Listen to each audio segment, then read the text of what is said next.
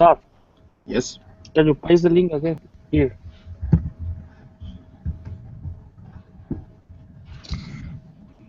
Where is here? Yeah, in this chat.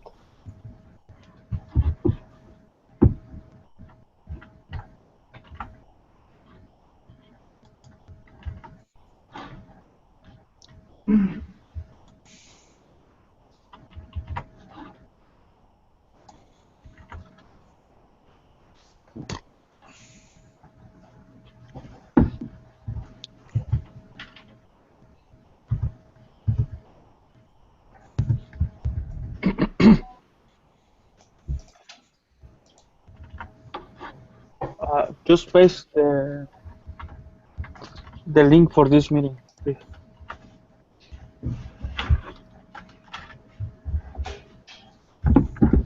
Where to paste it again, Memo?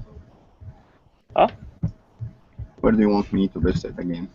Here in the chat, group chat for this meeting. This one? Yes, thank you. Okay.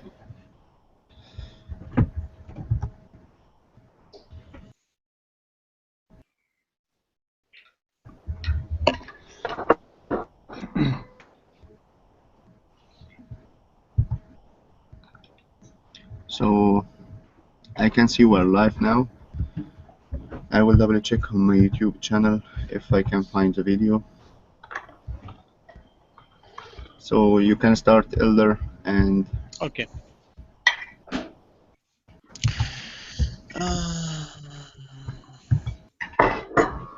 Can you see my screen? yeah, sure. Yes. Great. So the first, we're getting some arguments from command line interface or from file and freezer config. And I suppose details will explain by Saad later. After that, we implemented. No, però sì, no, dopo, sì, grazie. Guys, please, if someone is not using or not presenting, please let's all mute our microphones. Thank you.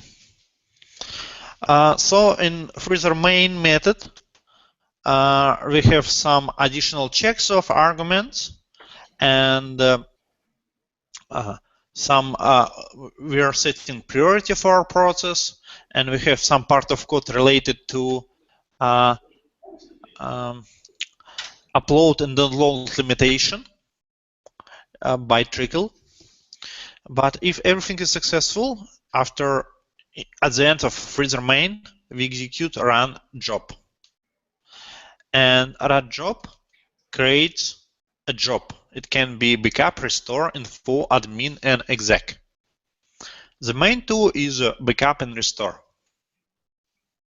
Let's start from backup. Backup job currently can executes file system backup, and it's here. If self-conf mode is file system, so implement backup this part. But we also support Mongo, MySQL, and SQL Server. We're going to refactor this, and this application-specific code we're going to extract to additional class. The idea is that for MySQL, for example, we would like to stop MySQL before executing backup for write to the database, and after implementing a backup, we would like to release this log. But at the end of every type of backups, like SQL Server backup, mod MySQL, and Mongo, we execute backup method that creates for file system that creates a snapshot if we should create a snapshot, currently we support two types of snapshots. It's LVM and shadow. I suppose how it works for Windows, Memo will explain it, and for LVM, Vani, Fabrizio Vani. But usually we just would like, in some cases, to create a snapshot of some partition in our file system. Just, for example, for MySQL to have downtime time very low, so we can stop our MySQL for writing, then create a snapshot, run MySQL, and then mount the snapshot and make the traditional file system backup. Okay.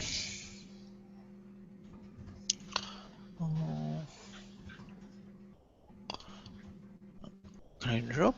Backup. Give me a second. Backup job. Backup. After that, we create a full path to the directory we want to backup and create a backup. So we have different arguments, additional attributes for our backup.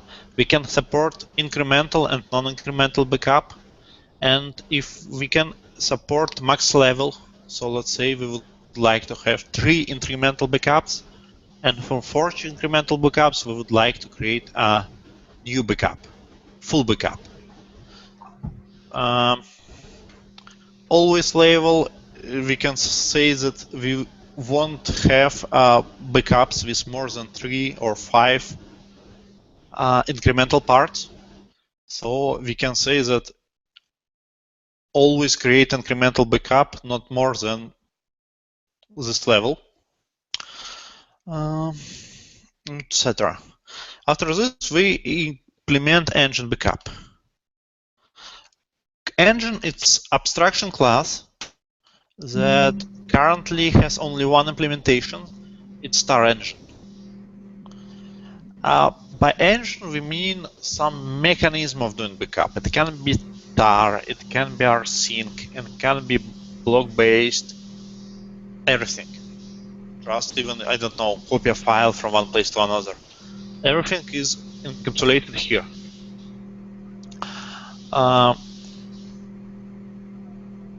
For tar and supporting incremental backups, we have tar metadata.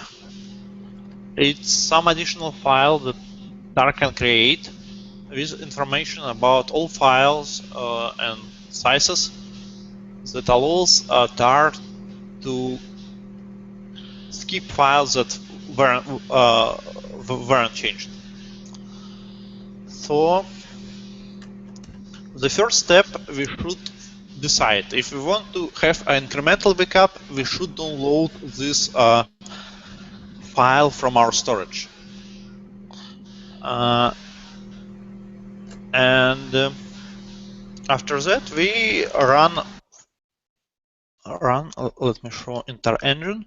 Tar engine will run a command. We create a tar command. We have a tar command builder. We provide additional information about compression algorithm, about path, about which type of files we should exclude. Create a command and execute additional tar process. The output of this tar process goes by pipe to our storage. Currently, we support storages can be found in directory storage, and it's hierarchical.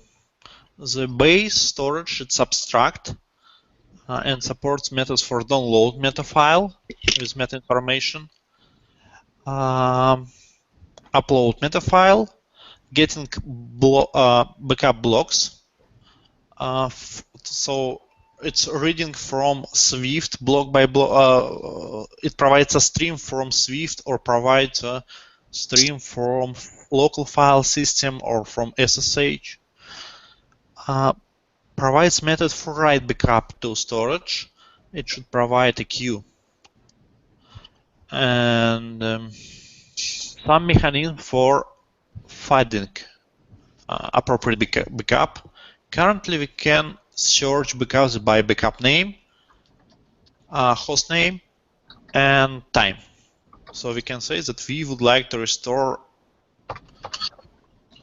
this host at the state of, I don't know, at this date. And we will try to find the nearest backup to this date and restore it. Also remove backups, remove older than. It's allows us to keep our storage small. It's pretty old. We have some class for backups that contains information about tar metadata, incremental parts, level, and timestamp. Okay. Yeah. After this, we create a pipe. We create a tar process, read output from this tar process, and provide it to storage. And storage store it. For example, we have currently SSH storage, local storage. They are very, very similar, and Swift storage. That a little bit bigger. So it's all for backup. For restore, we have a restore job that tries to find a backup from storage, appropriate backup, and invokes restore. And for restore, we do almost the same. We create a command for tar, it's tar command for restore, and we get a stream from our storage and provide output from the storage to input of tar process.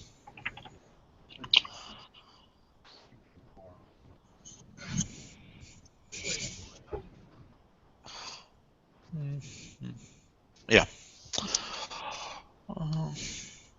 Also, after implementing backup or restore, we should delete snapshot if we taken, and it is. We also support additional mechanism of doing backups like Nova and Cinder Native and Cinder.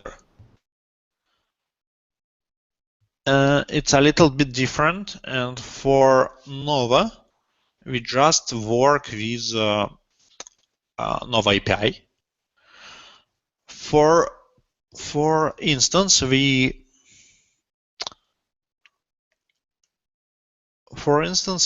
create a snapshot from a virtual machine.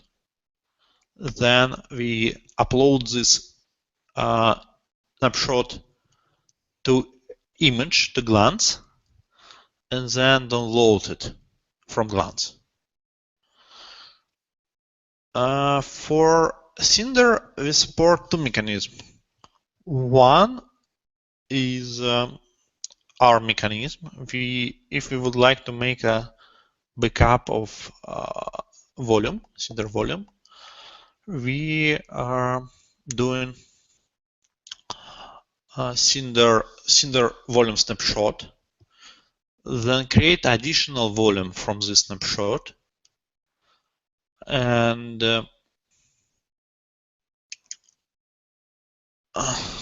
additional volume from this snapshot, and we create from this volume we create an image in Glance and download it the same way. But Cinder also contains its own mechanism called backups in Cinder. It's inner mechanism in Cinder that works with file interpretation of volume, but it's called in our case backup Cinder. In this case, we just invoke Cinder backups create and do the backup.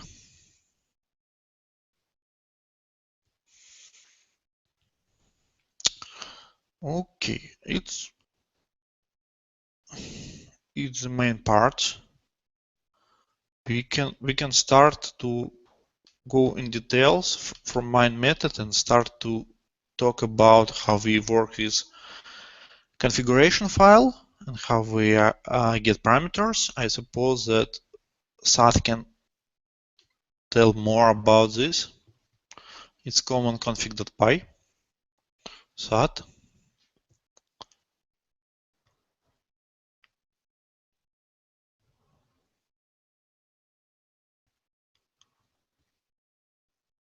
Sat. No?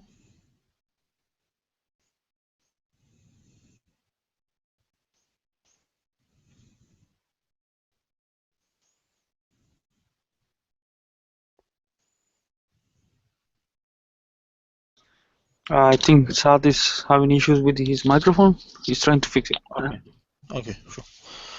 Can you then say something about Shadow and Windows Shadow? Sure. I can start. I will need to share my screen. Just give me 1 second.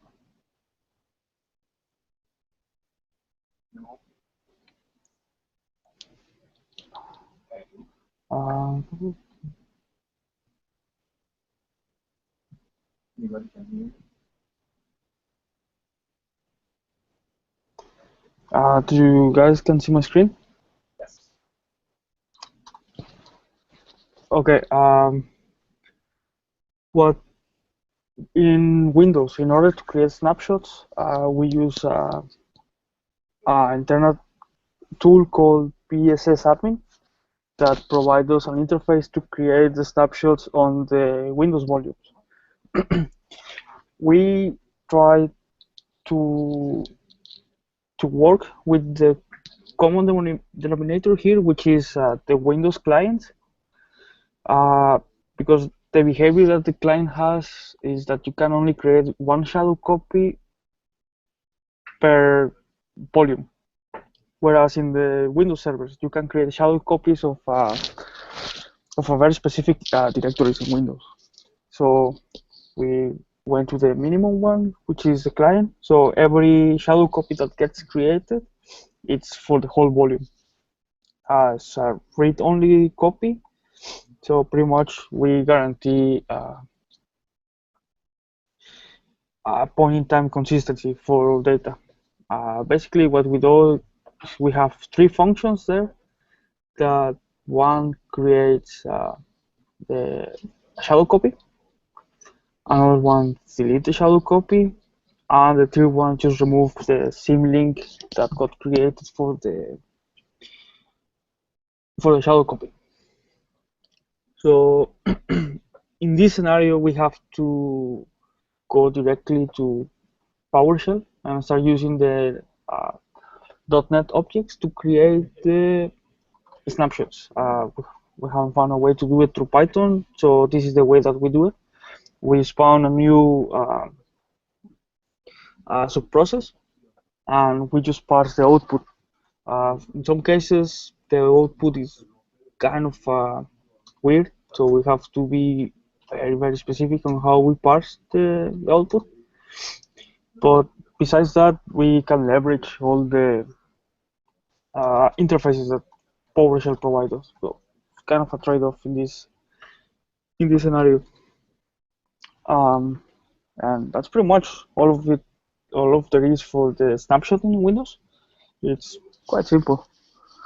So, Elder, I don't know if you want, or Bunny, if you want to take over for LVM. Okay,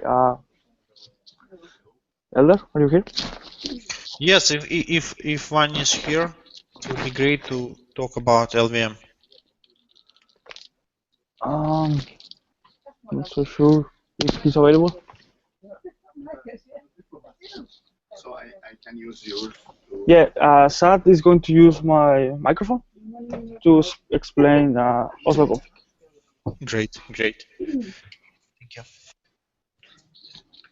Okay. Hello. Hi. Hi. Can anybody hear me?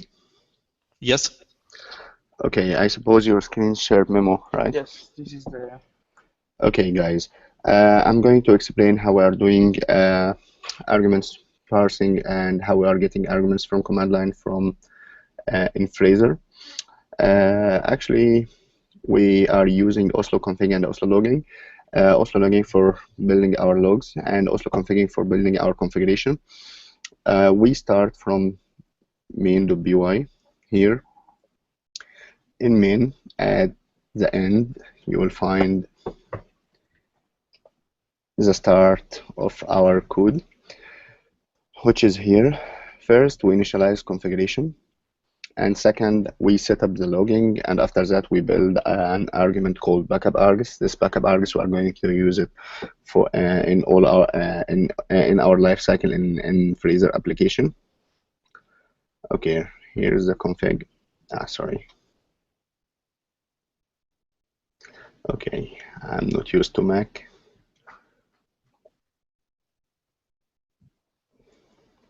Okay. Inside all Openstack projects, you will find a directory called common. In this common, you will find a file called config. In this config, all OpenStack projects are building its own configuration. Here in Fraser, we have a default parameters, which is a dictionary, as you can see. In this default parameters, we are setting all our default values for all arguments we have. In Oslo, we have to import Oslo from Oslo logging, if you can see. From Oslo config, we have to import a variable called cfg, and from Oslo logging, we have to import a variable, sorry, a module called log and a module called cfg. Oslo logging depends on a global variable called conf. In this conf, we are going to access it from Oslo config, as you can see here. Then we are going to build our configuration. Here we have only common configuration. We can classify this later to groups, like after refactoring Fraser, sooner maybe in Newton, we are going to provide our configurations into groups. So you can group LVM options, you can group MySQL options, you can build group for any module or any mod you are going to use. For the time being, we are putting all of them in only in one common module group, which is called common. Here we have all our arguments. For example, we have an argument called action. We provided choices for this argument, so the user have to choose one value from these ones. And we have a default value, which is backup. Actually, we removed all default values because we have a default dictionary, but this patch need to be merged soon. And where we need to store this config option and help a message to be displayed to the user. So it's all the options in Fraser if you would like to go through it.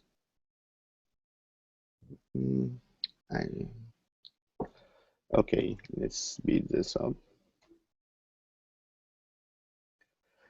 Here's the first function we saw in main.py config. This config function, just with the global variable, we register our configuration options. It's called common, and I did register the configuration with OBTS, which register this configuration to be read only from a config file, and after that I registered it as a CLI configuration, which it's CLI options, which you can find it as a command line interface.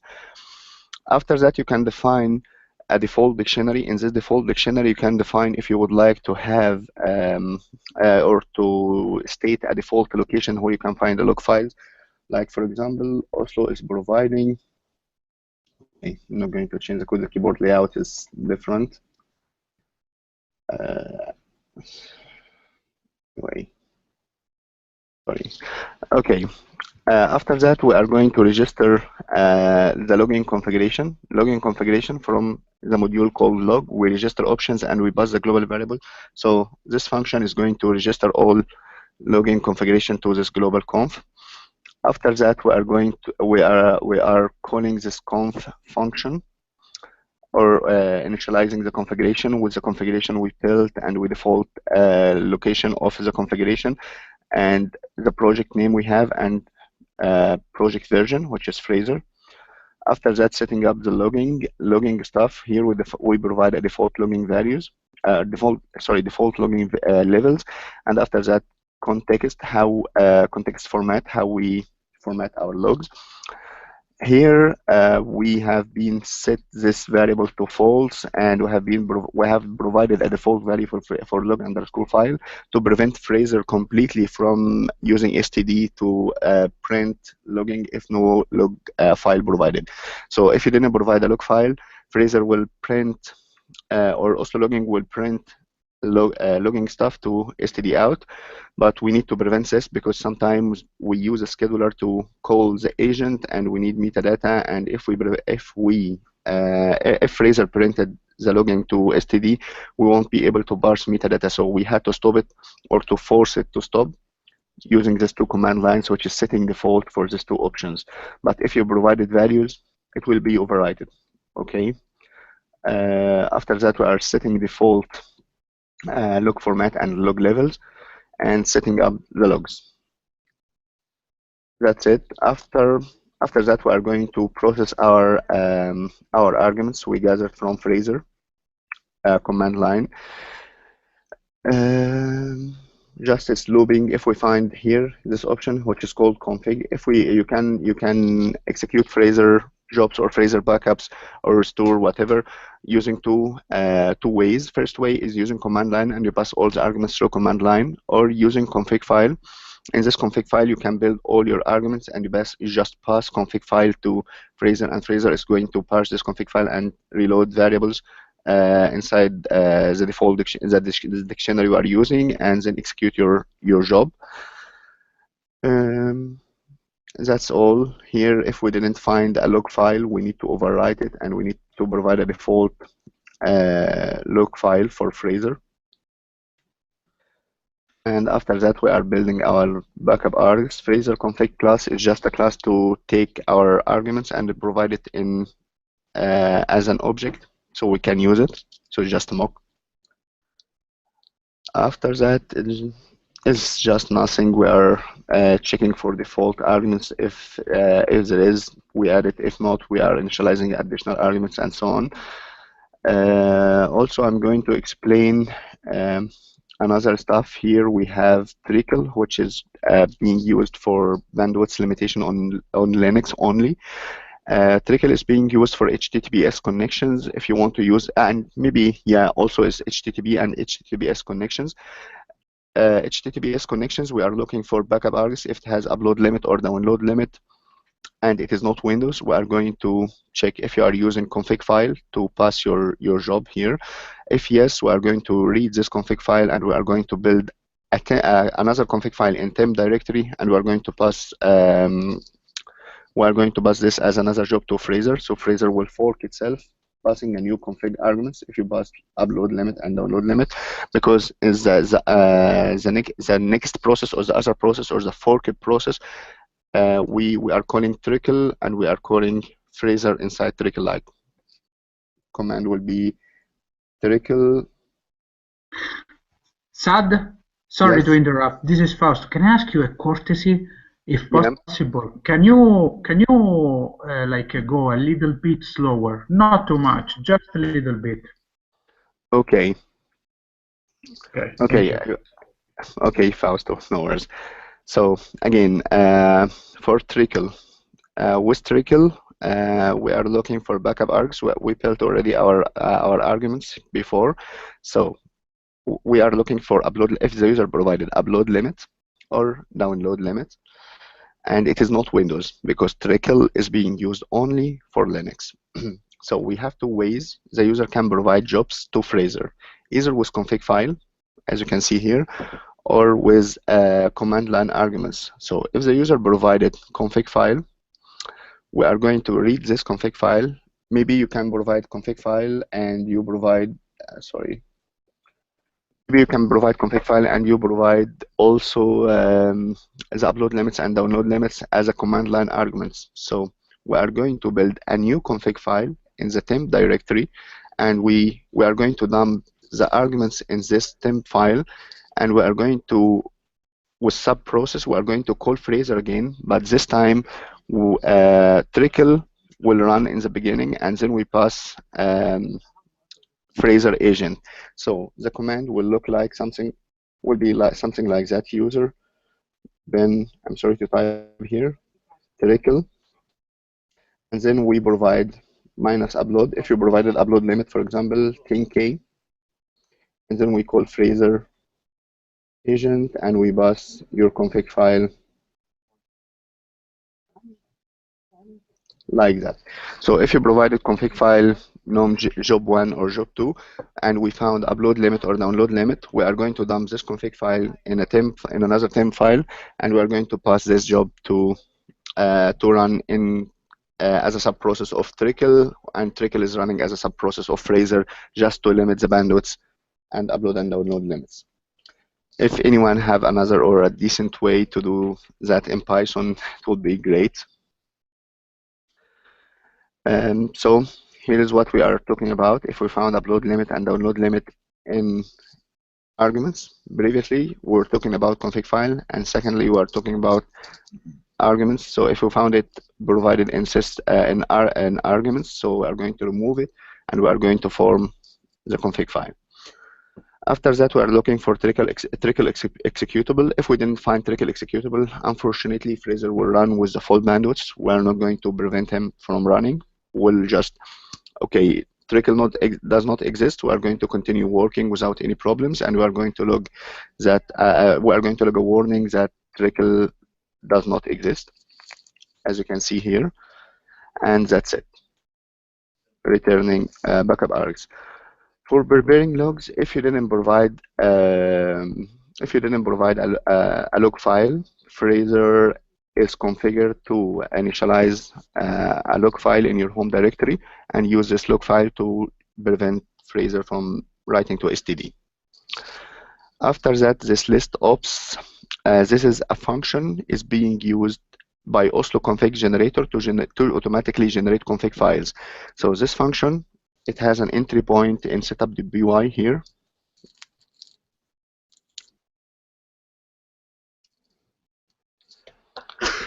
Okay, setup.py, as you can see, there is an entry point called oslo.config.obts.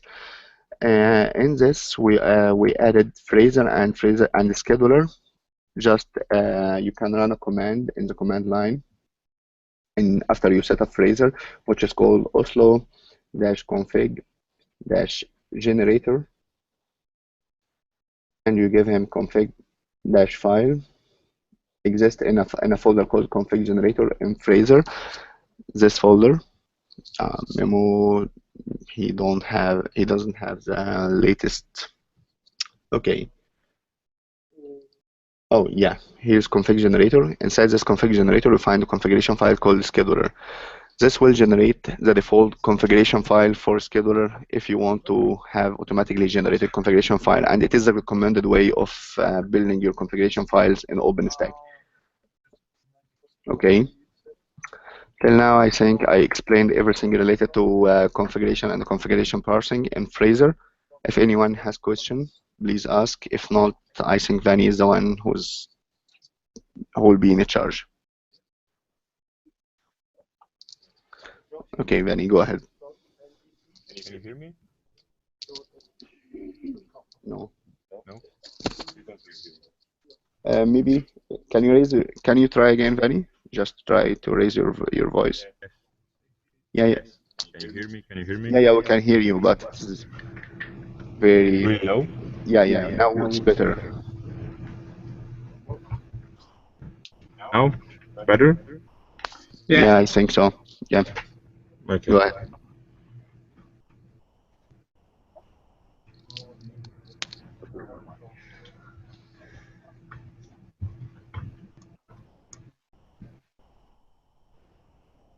share.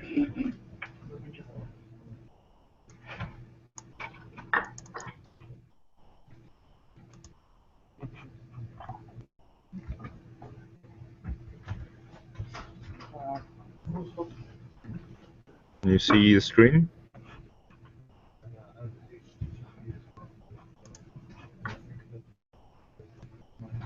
Sure. Yeah. Okay. Okay, so we're going to talk about the LVM part of the code. So if you remember, I don't know, introduced any freezer job executes as a execute method in a specific object.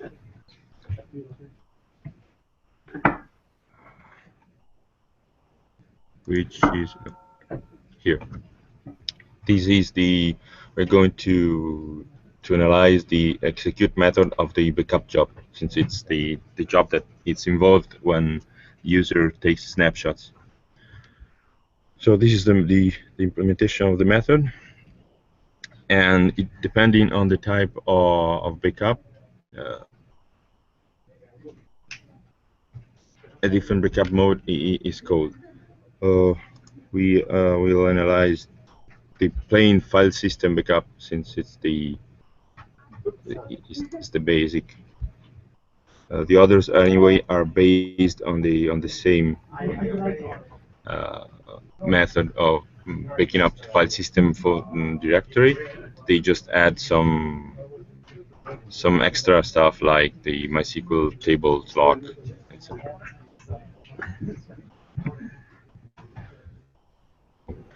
Is the basic skeleton of the code.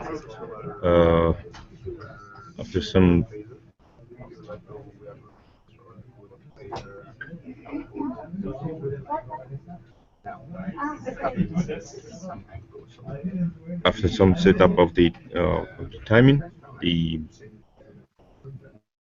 this is the core of the code, which execute the snapshot if it's required by being required by the user, and this is the core of the calls to the engine and to create the backups.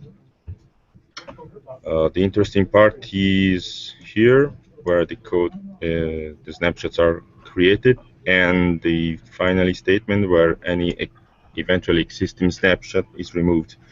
This goes in a try finally, because this has to be executed even if the job has failed.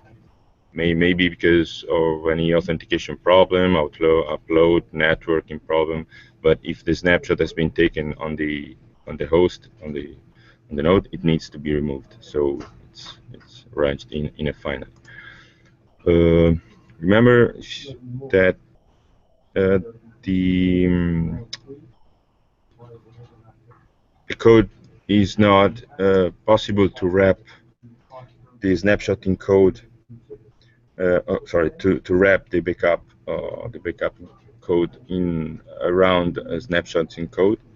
That is, call the snapshot, execute the backup, remove the snapshot, because Freezer needs to interact with MySQL during the snapshot procedure. That means it needs to lock the tables of MySQL right before executing the snapshot, then execute the snapshot, and then execute the snapshot, the backup, and at that point,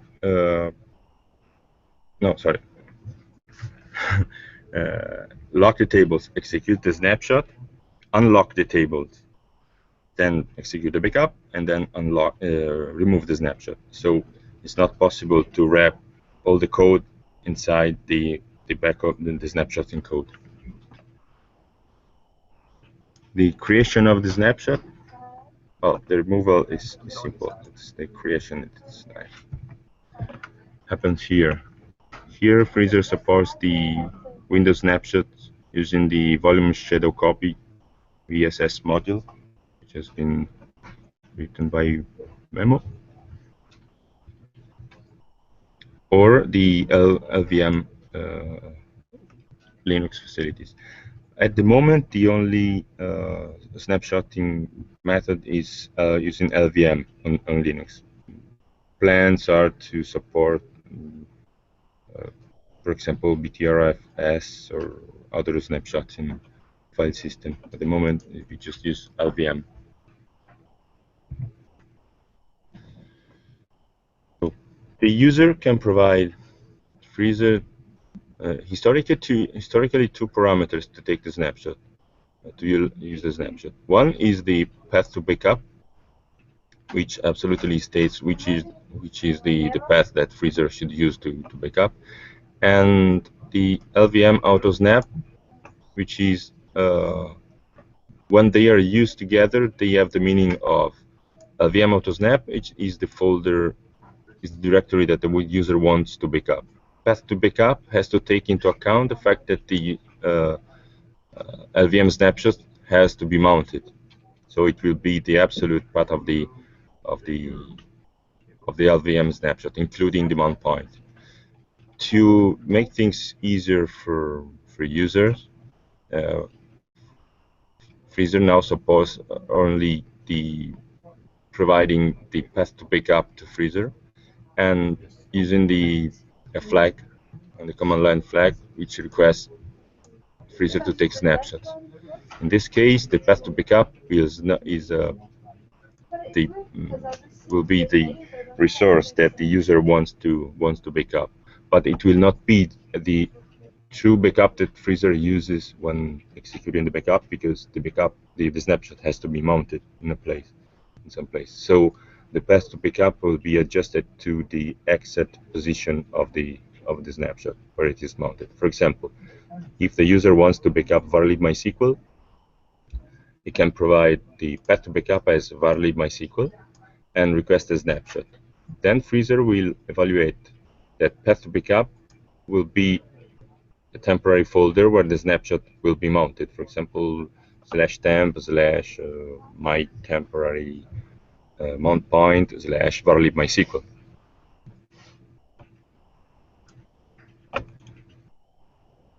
Then so this part of the code has the meaning of adjusting these parameters. Then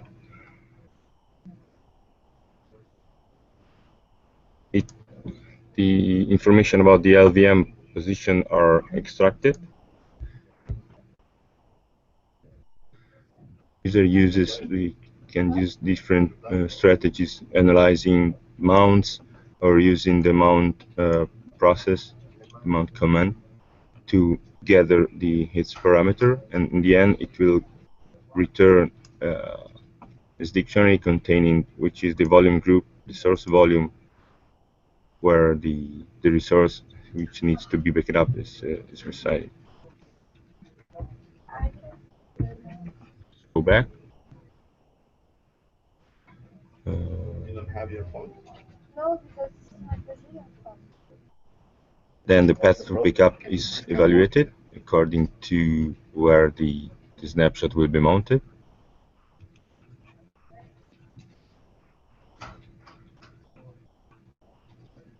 This is for some sanity checking, just in case the user provides all the parameters by itself. Freezer anyway evaluates where is the mount point, and if it's not correct, will raise an exception.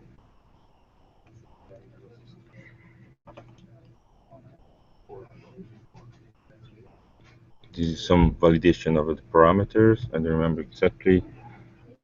Okay, it evaluates, for example, options like the snap permissions and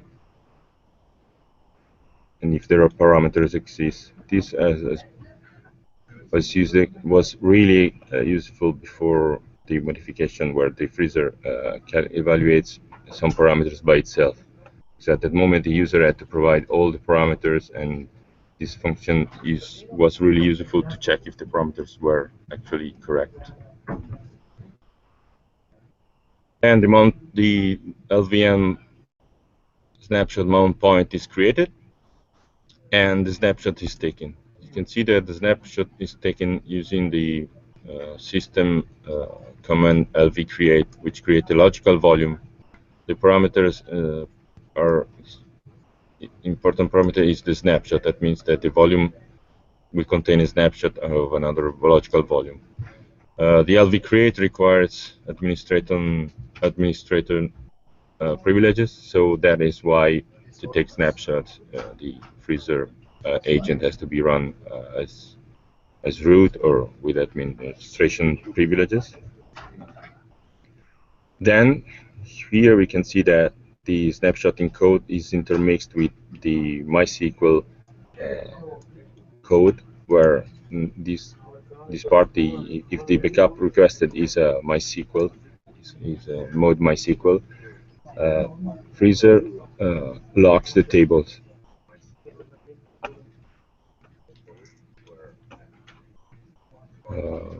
Then here the process to make the snapshot is executed, and right after the process of snapshotting is finished, freezer really unlocks the tables and closes the connection to MySQL.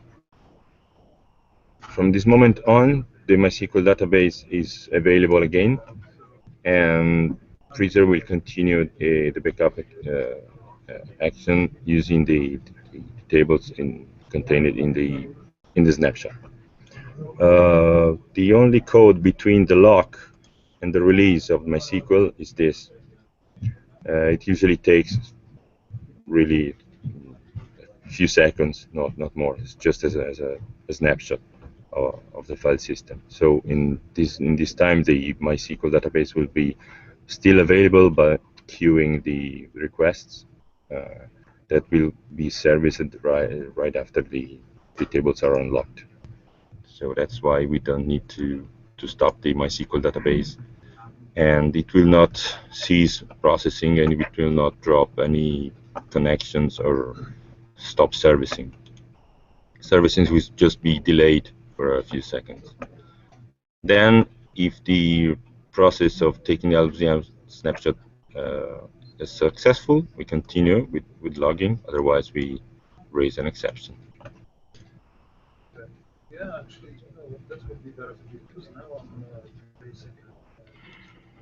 Then the snapshot is mounted, is in the mount command, raising some error in case, handling some error in case the system is already mounted or any other error. Otherwise, it reports the successful execution of mounting the volume and returns.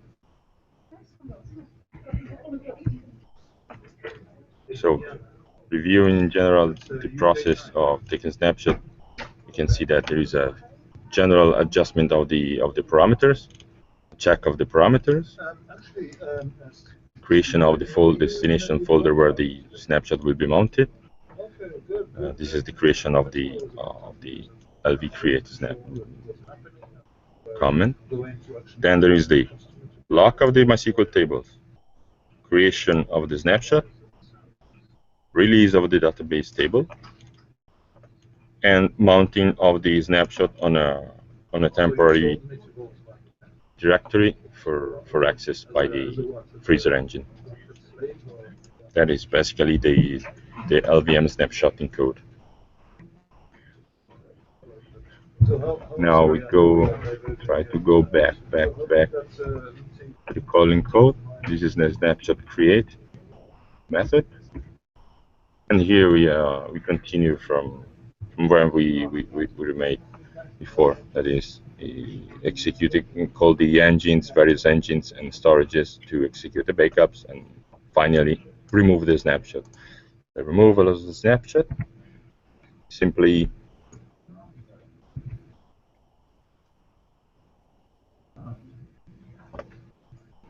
we gather the position of the snapshot device, and we call the LV remove, which should be a simple process. Yeah, it is simple LV remove using the path of the snapshot device. First should be the mounting, and then the removal. Let's see. Yeah, I don't know when I'm flying, so I think we need to watch this again. Shall be removed, but oh yeah, this is the amount. Sorry, I missed it. The snapshot is first unmounted and then removed. Of course, the unmount is simply unmount. If I'm not wrong, yeah, it's simply unmount the snapshot from its position. So unmount and remove. All right. That's the. Okay. So for what is the removal of the snapshot. Remove, and we go. And then the process continues with usually return. Otherwise, this code is executed when the mode requested is not file system. That is Nova, Cinder, backups, whatever. For the file system, backup mode is just here, and process and the method ends here. So that's basically all for the LVM part. That's correct. It is. So, do you have Any time questions? to look into it?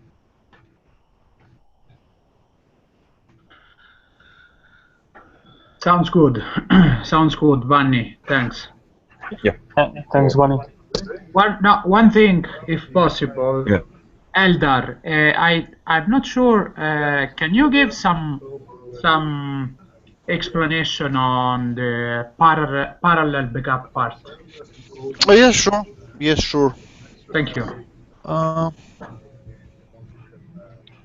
me share my screen.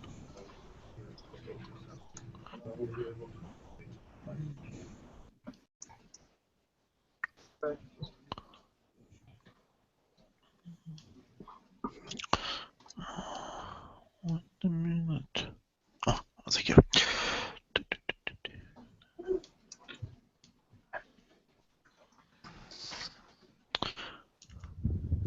Okay. We also support parallel backups, parallel storages to, let's say, to local file system and to Swift, or to different Swifts. Any configuration is acceptable. It's implemented by additional implementation of storage called multiple storage. Instead of other storages, it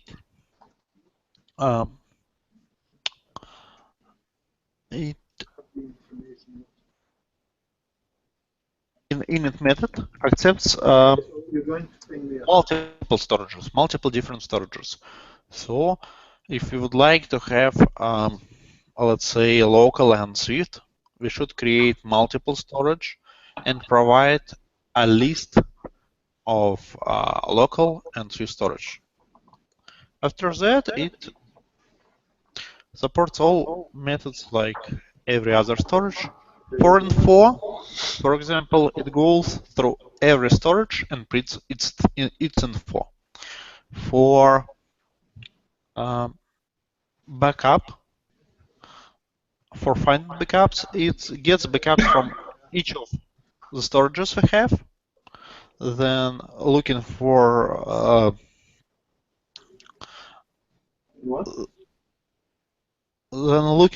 a backup, particular backup, we want to create an incremental backup and execute storage manager transmit data. Here it's storage manager as mechanisms that allows us provide information, let's say, from tar output to multiple storages. It creates one additional queue per storage, and for each message, each chunk of input queue, duplicate this chunk for several times and provides it inputted to different queues. And here we have some mechanism like currently one fails, all fail mechanism. So let's say if we'd like to fail all process if at least one storage is unavailable, we will do this. Yeah, we have write. We have a redefined write backup method. Find all that allows us find a particular backup for all storages and upload meta file. So from outside, all other parts of code just don't know that we have multiple storage. They just know that we have some storage abstraction and don't know about details. So from outside of this class, every other parts of code cannot distinguish between multiple storage and let's say just local storage. And for creation multiple storages, we have a code in main. It's code called storage from dict that creates a particular storage from dictionary. And if we have backup arc storages, multiple storages from configuration file, we create here a multiple storage. These each storage per section. We can have, let's say, 5 sections with different parameters for different storages. For SSH, we can have SSH local, SSH host, SSH username, SSH key. For Swift, we can have Openstack credentials. For local, we can have container, location of our backups. So we create storage per this segment in our configuration file and provide it to multiple storages. If we have only one storage, we don't create a multiple storage. We just create storage from dict from backup arcs dictionary. In this case, we will have only one storage. From outside, there are no distinction between multiple storage and single storage. Do you have any questions?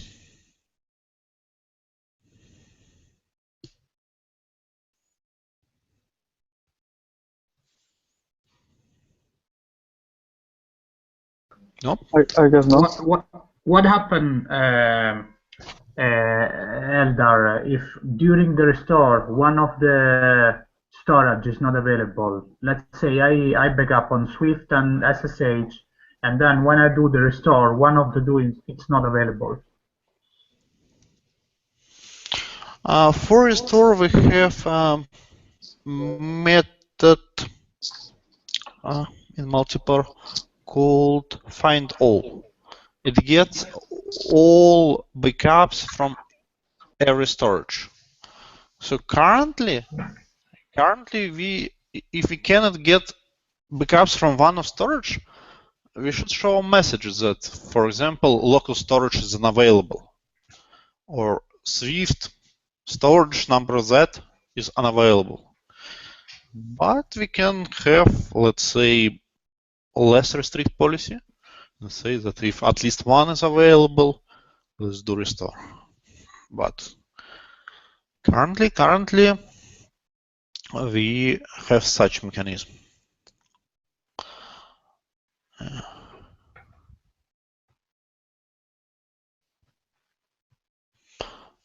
I don't know. So if you try to restore from, let's say, five storages, and one storage is unavailable, probably you should remove them from config file.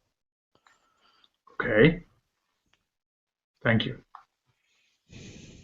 I don't know. We can say, but I suppose it's just easy to remove, and it's easy to show that this storage is unavailable, because if you have it in config file and you're sure that you can get have restore from this storage and it's unavailable, probably you should know about it.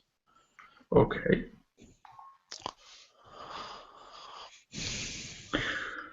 Okay. No other question for me. Does anyone has any question? Okay, guys. No, not on my side. Okay, so I think we like run out of time a bit.